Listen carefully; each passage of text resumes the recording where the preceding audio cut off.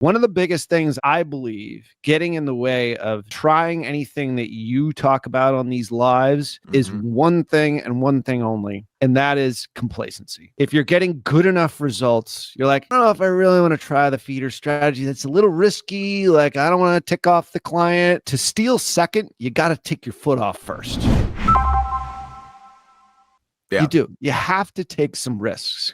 And the stuff that's working right now in your accounts, whether you're an independent contractor, you're watching this, you're an agency, you're a consultant, or you're a tier 11 employee, the shit that you're working on right now that's working and getting you results, I guarantee you at some point in time, it will stop working.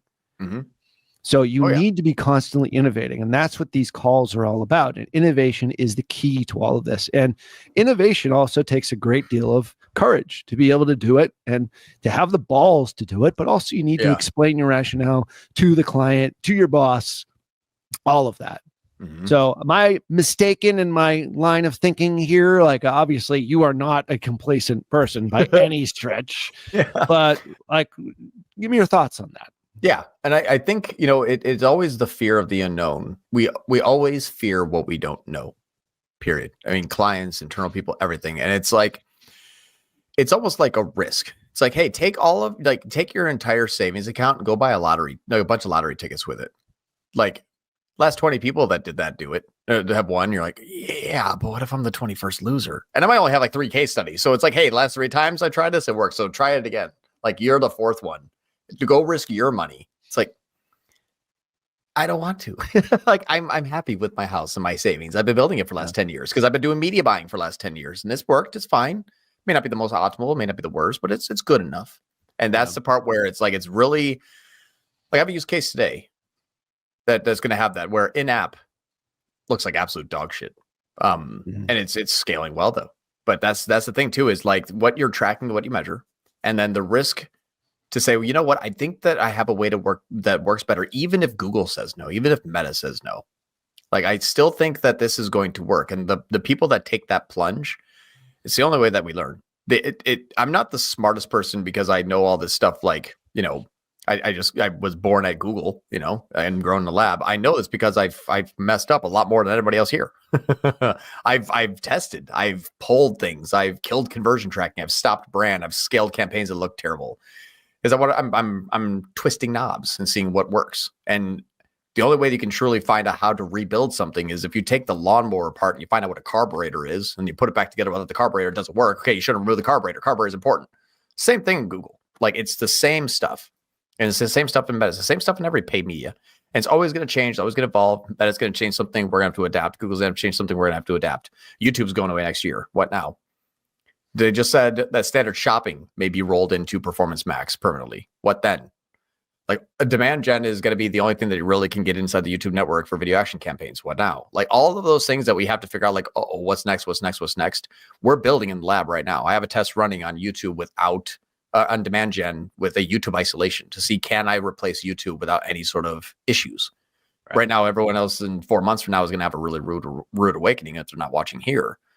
But when it's like, hey, YouTube's gone, you're like, oh, holy shit. But if you're not like, oh yeah, I already have like 3 strategies I could use when that goes away, and I'm just waiting for the day for that to happen. If you don't do that, you're always 1 step behind. And it's very hard to be the person that failed 1 step ahead rather than just be following 1 step behind. It's even safer just be the person that is like, I got the next 2 years before anybody asks me about this shit, so I'll just hang tight.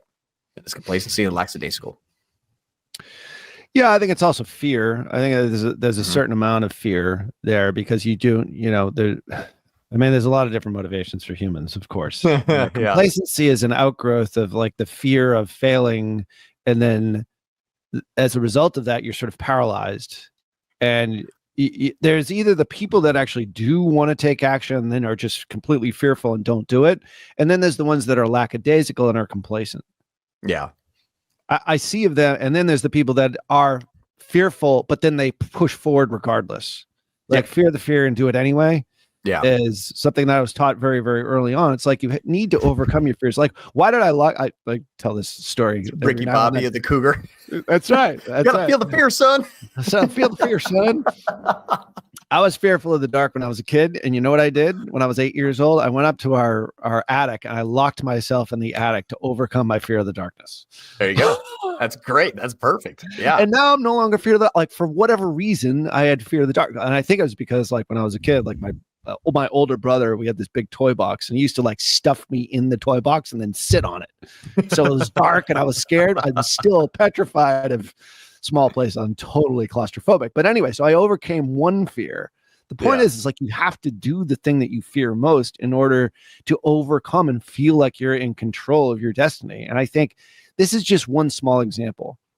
Just doing something inside an ad account as a media buyer. It's one small thing that you can do. And it's really, if you fail, it's not that bad, especially if you put guardrails in place. Like, you don't go out and spend $1 million on a 2-step strategy and then present it to the world. You do it in a controlled way.